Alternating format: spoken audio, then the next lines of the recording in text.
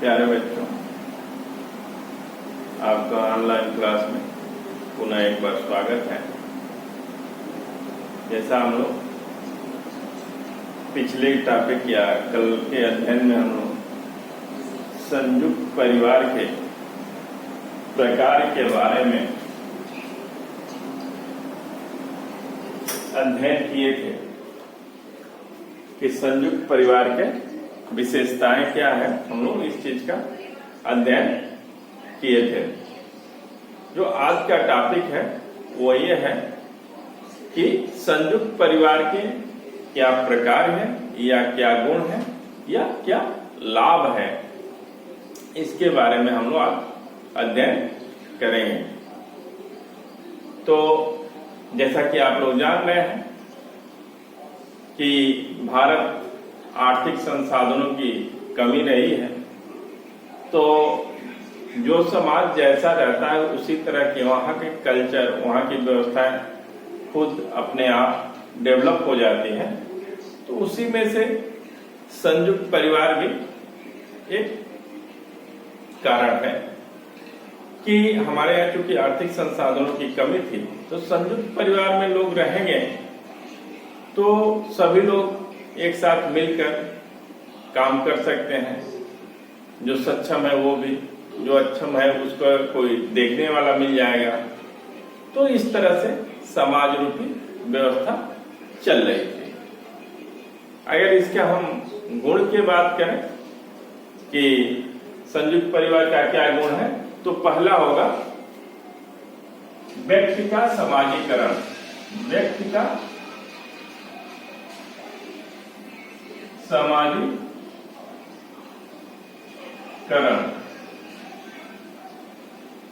व्यक्ति का समाजीकरण। तो संयुक्त परिवार का जो पहला सबसे मुख्य कार्य है कि व्यक्तियों का समाजीकरण।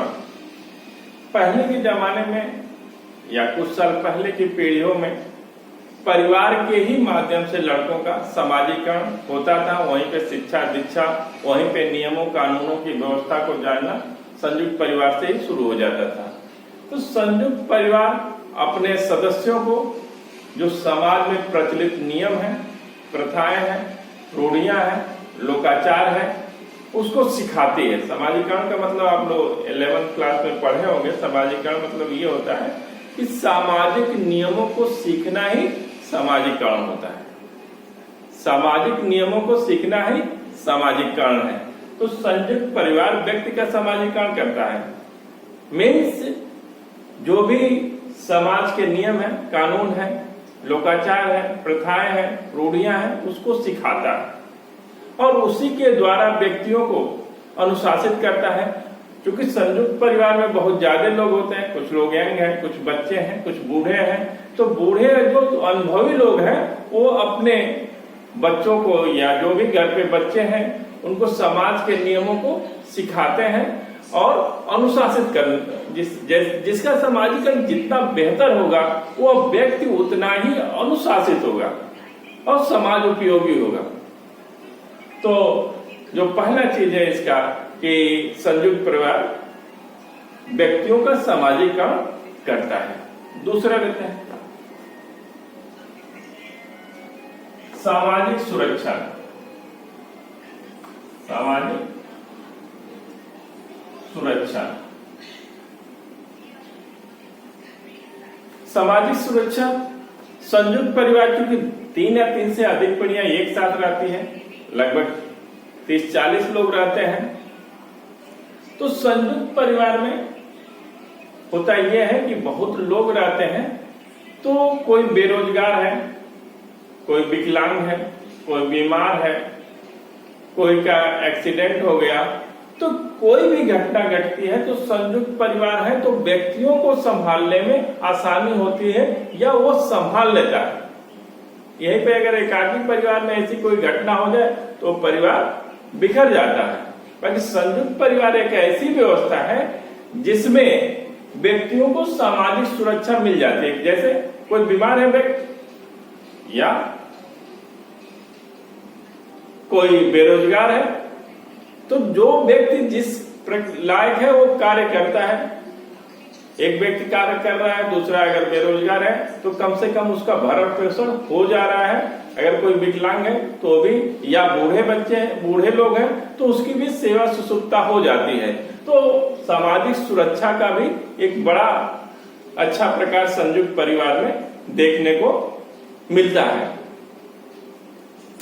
दूसरा है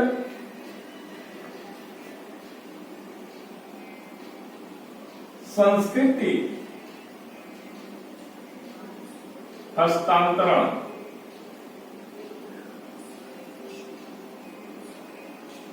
संस्कृति हस्तांतरण, संस्कृत मतलब हस्तांतरण। संस्कृत आप लोग 11th में पढ़े कि संस्कृत क्या होती है। जो भी मानव मेड चीजें हैं वो संस्कृत के अंतर्गत आती है। जो भी मानव ने निर्मित किया है वो संस्कृत है।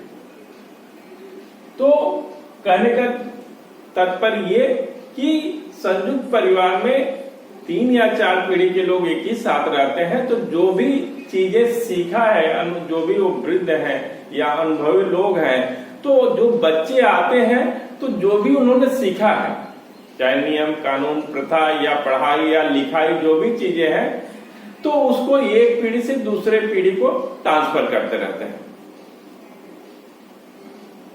तो इस तरह से संस्कृत का हस्तांतरण होते रहता है।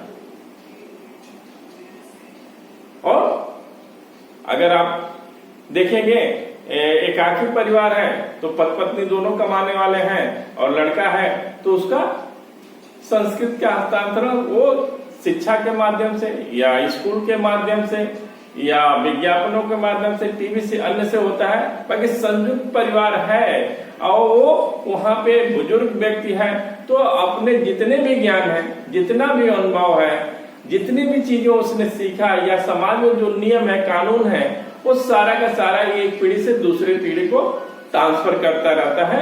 तो संस्कृत के हस्तांतरण में भी संयुक्त परिवार एक महत्वपूर्ण प्रकार या रोल अदा करता है। फिर अगला पॉइंट देखते हैं,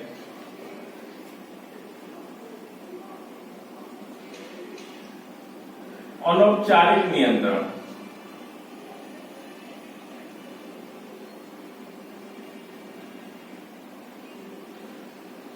अनौपचारिक नियंत्रण तो संयुक्त परिवार व्यक्तियों का सामाजिकरण बेहतर ढंग से करता है। क्योंकि संयुक्त परिवार ज्यादा लोग रहते हैं तो सभी लोगों पर ध्यान देते हैं कि कौन व्यक्ति क्या करता है,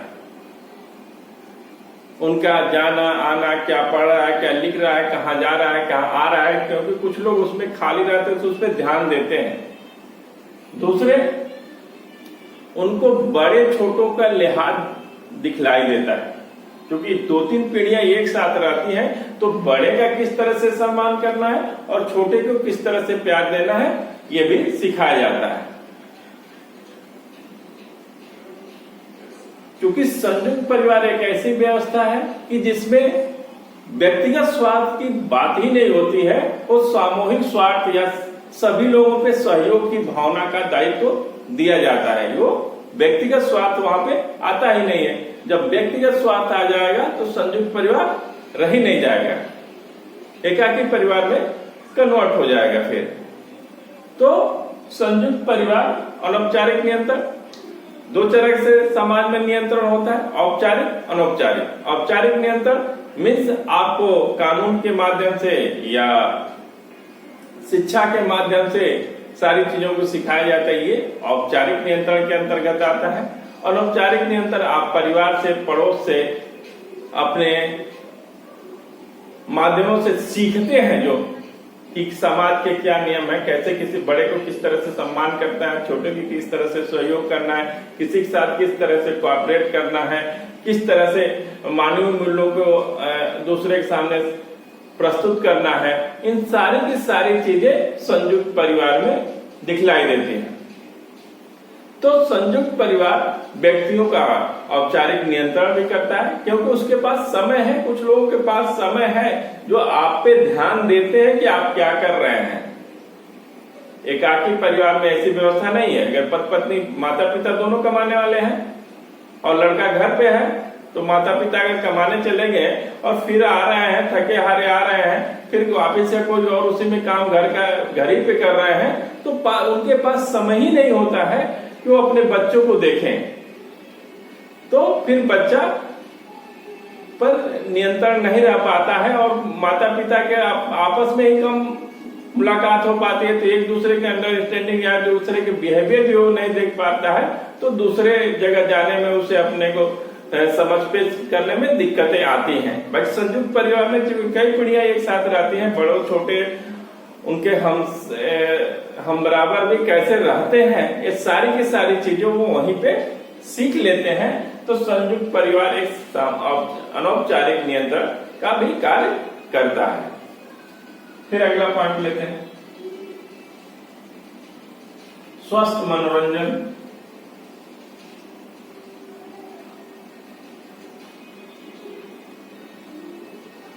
स्वस्थ मनोरंजन संयुक्त परिवार, क्योंकि बहुत सारे लोग रहते हैं, तो हम उम्र के लोग साथ साथ खेलते हैं। कोई उत्सव है, कोई फंक्शन है, कोई समारोह है, तो सभी लोग एकत्रित भी होते हैं, तो एक तरह से स्वस्थ मनोरंजन भी होता है। बूढ़े हैं तो कहानियों के माध्यम से, चुटकुलों के माध्यम से लड़कों को हंसाते खिलाते हैं। वृद्ध व्यक्ति का बहुत सारे काम है। वृद्ध व्यक्ति समाज के लिए कोई भारी नहीं है, जो आज के समाज में देखा जा रहा है कि वृद्ध जो हो रहा है माता पिता, वो हमारे लिए कमजोरी के कारण हम उसको नहीं देख पाए, ऐसा नहीं है। वृद्ध जो है वो आपको सब अनुभव देता है, आपको लड़कियों के लालन पालन में भी सहयोग करता है, कुछ चीजों को सिखाता है। बाकी आज के समाज में इसीलिए वृद्धों का उस तरह से देखा नहीं, वृद्धाश्रम खुलने लगे हैं, तो उसको भी वृद्ध है तो मनोरंजन के मतलब उसके पास कहानियां हैं, चुटकुले हैं, लड़कों को सिखाता है, तो इस तरह से स्वस्थ मनोरंजन होता है। आज के जमाने में सब लोग मोबाइल पे लगे हैं, तो मोबाइल में अच्छी भी चीजें हैं, कुछ खराब भी चीजें हैं, उनका मॉनिटर करने वाला कोई नहीं है, तो उससे लड़के बिगड़ते भी हैं। बनना भी है, बिगड़ना भी है, दोनों चीजें। अब ये डिपेंड करता है लड़के का इतना माइंड डेवलप नहीं होता कि मुझे क्या देखना है क्या नहीं देखना है, वो उसका उस स्टेज में अभी क्लिफाई नहीं कर पाता है, तो उसको मॉनिटर करने के लिए कोई ना कोई चाहिए, वो बूढ़े बुजुर्ग या अनुभवी लोग ही कर पाते हैं। तो स्वस्थ मनोरंजन की भी व्यवस्था संयुक्त परिवार कुछ ज्यादा लोग रहते हैं तो एक साथ खेलने का भी मौका, बाहर टहलने का मौका, शादी विवाह समारोह में एक साथ एकत्रित होने का मनोरंजन, ये स्वस्थ मनोरंजन संयुक्त परिवार में देखने को मिलता है। ये भी एक उसका प्रकार है संयुक्त परिवार। अगला टॉपिक लेते हैं, सामाजिक श्रम विभाजन। सामाजिक श्रम विभाजन। सामाजिक श्रम विभाजन मतलब संयुक्त परिवार में श्रम विभाजन भी देखने को मिलता है कि अगर वो बुजुर्ग है तो कर्ता होगा, मुखिया होगा, वो सभी को आदेश देगा कि आपको ये जो जिस लायक है, जिस योग्य है, जिस कार्य के लिए सक्षम है, वो कार्य करता है। जो बूढ़ी माताएं हैं वो घर का पूजा पाठ पे ध्यान देते हैं, उनको उनके श्रम विभाग। यंग लोग हैं तो घर के जो यंग होते हैं वो घर का भोजन का कार्य करते हैं, तो और बच्चों को देखने का भी कार्य, मतलब सारे लोग कार्य बटा हुआ है और किसी पर किसी प्रकार का बर्डन नहीं आता है। तो संयुक्त परिवार में सामाजिक श्रम विभाजन भी देखने को मिलता है कि घर का काम में बटा हुआ है कि कौन पूजा पाठ करेगा, कौन खाना बनाएगा, कौन अन्य चीजें देखेगा। बाहर भी जो बूढ़ा है तो अनुभवी है तो आदेश देता है और जो जिस श्रम के लायक है उसको वह कार्य दे दिया जाता है। तो आपस में श्रम विभाजन है और समाज के लिए भी यही भी अच्छा है कि संयुक्त परिवार के द्वारा श्रम विभाजन की भी सीख एक तरह से दे दी जाती है। ये भी इसका एक प्रकार है। अगला टॉपिक लेते हैं,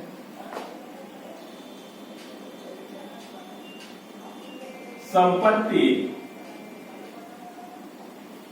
के विभाजन से रक्षा। क्योंकि जो भी संपत्ति है तो एक साथ ही कई लोग हैं, एक ही घर में रह रहे हैं, तो उसके लिए संसाधनों की कमी नहीं होती। अगर एक घर में 20 लोग हैं और जो संसाधन है उसमें खा पी लेंगे, अगर उस संपत्ति को बांट दिया जाए तो संसाधन जुटाना ही अपने आप में टफ हो जाएगा। तो संपत्ति का विभाजन भी ये संयुक्त परिवार रोकता है और संगठित भी बनाए रखता है। तो इसके द्वारा संपत्ति के विभाजन में रोक लगती है और सभी का भरण पोषण हो जाता है। तो आज के क्लास यहीं तक, धन्यवाद।